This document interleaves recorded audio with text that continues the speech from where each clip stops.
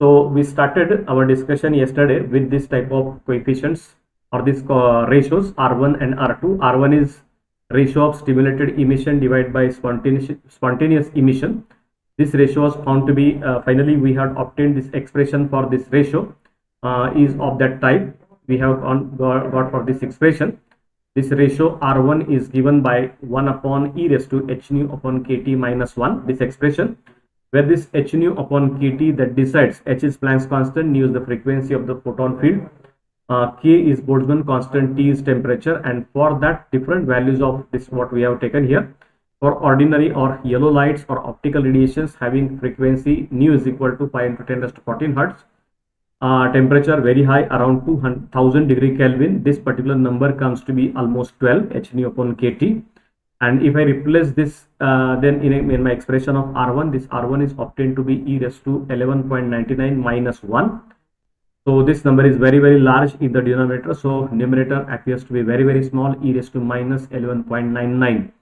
This number in fact calculated is again very small, 6 into 10 raised to minus 6, and therefore in such a case, when this type of spontaneous emission are dominated in case of such type of system given than the stimulated emission, then there is no possibility of generation of this laser beam. So lasers will not be generated in such a cases where this stimulated emission is much smaller than this spontaneous emission. Spontaneous emission dominates. So at thermal equilibrium or at ordinary temperatures and ordinary optical radiations, this laser action is not going to be possible. Whereas when we go for another thing, second derivation we have seen, I'll just go through this derivation number 2. We have calculated a ratio of stimulated transition to absorption transition. So stimulated transition or emission divided by absorption, and this ratio is found to be again equal to n2 upon n1 by using this expression for that. And this also tells you n2 is much smaller at thermodynamic equilibrium or at normal temperature. Number of states occupied by atom in E2 state, E2 energy state, or second excited energy state is much less as compared to number of states occupied by an atoms in the ground state, that is n1. So n2 upon n1 is already found to be very small, and both of these conditions, they are not suitable for generation of this laser action, and therefore we have to go for a condition as we have mentioned. When such type of incident radiations are there in the medium, most of the radiations are absorbed. So in spite of stimulated emission, we will have a stimulated absorption, and we have to make this condition n2. That means excited state atoms in the excited state is much more than as compared to the ground state atoms, this n2 greater than n1. To achieve this condition, following things we have to carry out, and that particular concept is called as population inversion. More about this population inversion, what it deals with, how to understand this particular concept, all these things we'll discuss in today's discussion. And to sum up, as we have seen, as per our knowledge, that means if this is the given situation, what are the 3 steps we have to follow here? First one is the number 1 is, or the conditions are to be satisfied while to go for such type of large number of radiations emitted by lasers. The first condition is the population at excited level should be much greater than the ground level population, and that is called as this population inversion. In terms of Einstein coefficient, the ratio of B21. So B21 is stimulated, this Einstein coefficient for stimulated transition from state 2 to state 1, B21 divided by A21, that is the spontaneous transition, the Einstein coefficient for spontaneous emission, and this ratio should be as large as possible. So denominator should be small, whereas this numerator should be larger, and making this large upon small, this number can be made larger, and thereby there is a possibility that we can have a situations or conditions suitable for generating large number of laser beams at a time. So this is second requirement we require. And third one is a very high density of radiation should be present in medium. That means the photons which we are using for these transitions, or which we are using for as a trigger for as well as, that means absorption as well as trigger for this particular in a particular medium, for this laser action, this number should be very high. So photon high density radiation should be present in the medium, and that's how the medium amplifies light only when these three conditions are fulfilled. So when these conditions are fulfilled, then and then only laser action will be possible. So to have this type of things discussed, we will come here into the next point here. So that there are three more derivations we are going to carry out in today's discussion. So first one is condition for light amplification. So this is condition for light amplification. That means what? I'm sure we have drawn this diagram earlier too, in earlier case. So there is a single photon incident.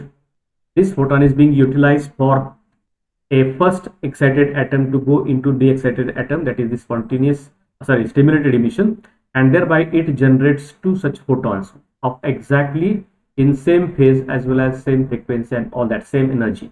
Now these two can be used for further four types of the stimulated emission. So this will give 2, and this will also give me this more 2 number of. So all they have the same frequency and same phase.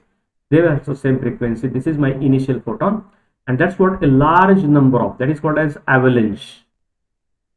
Okay? Avalanche, or this is also called as amplification. So we have to provide large number of outcome of these photons which are emitted in this process of this laser action, and this particular action is called as amplification. So how to carry out this amplification, that is now our point of discussion, and based upon that we will go for some very simple derivations, a small derivation which is requiring some knowledge of some of the pre things which we have learned in this session 1, that is lecture 1, lecture 2, etc.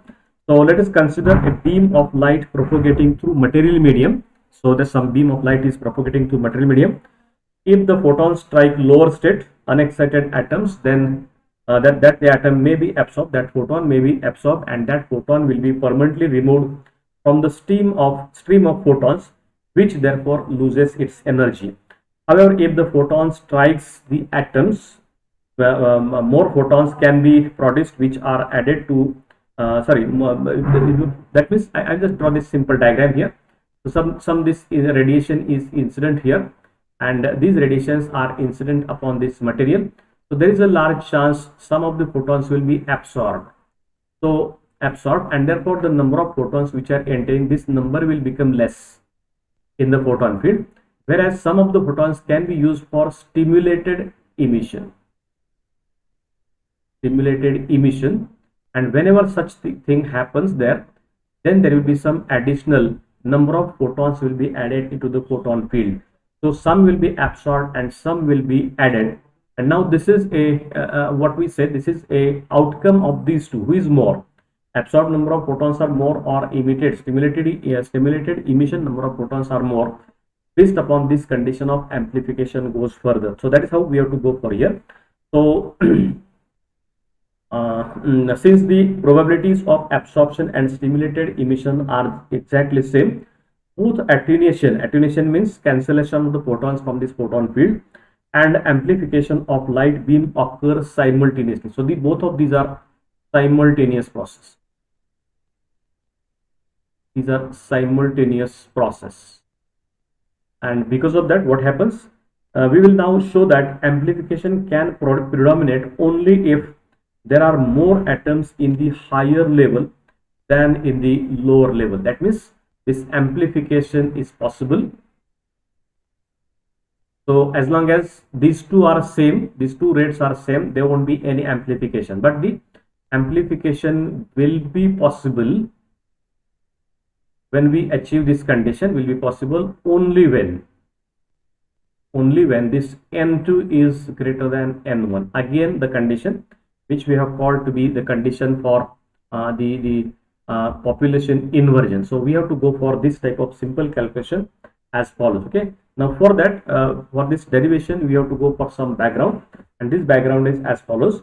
So let initially there be some small n, okay, small n photons per unit volume.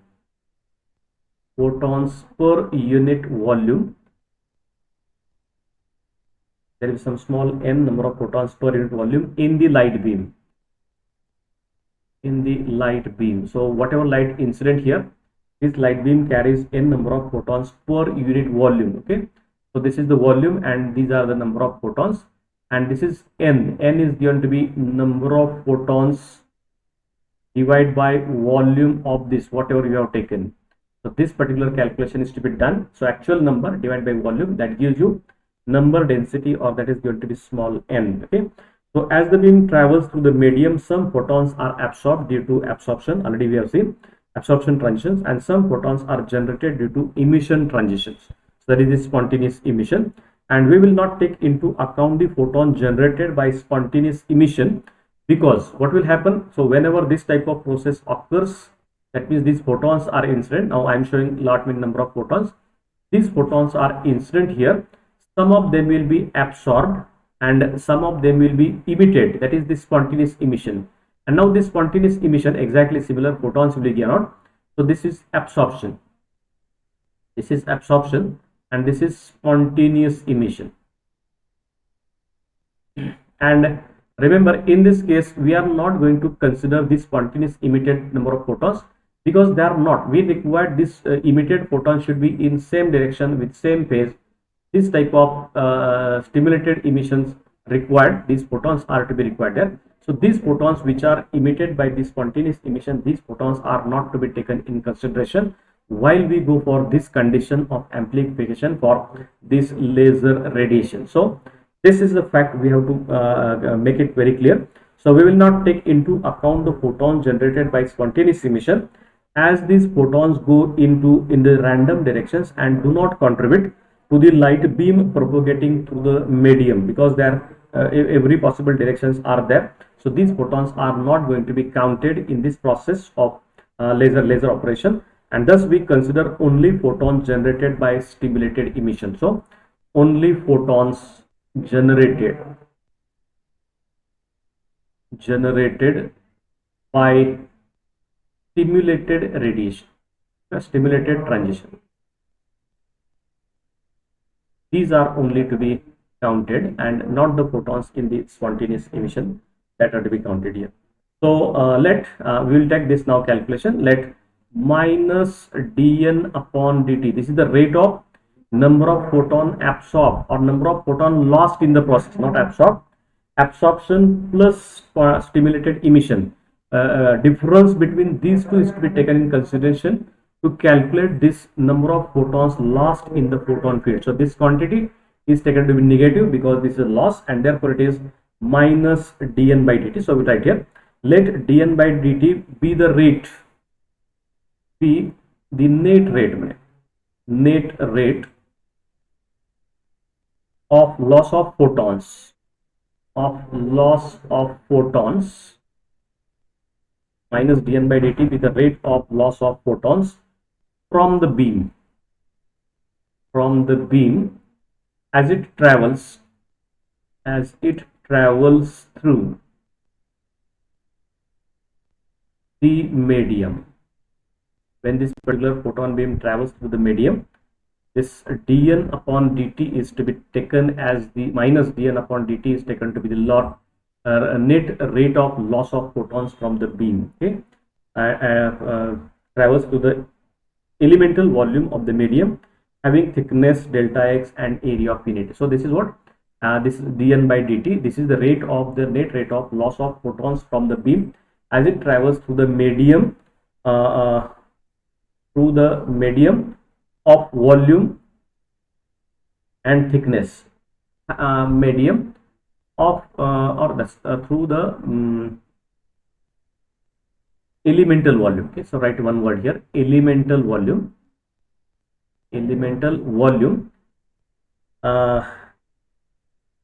having thickness.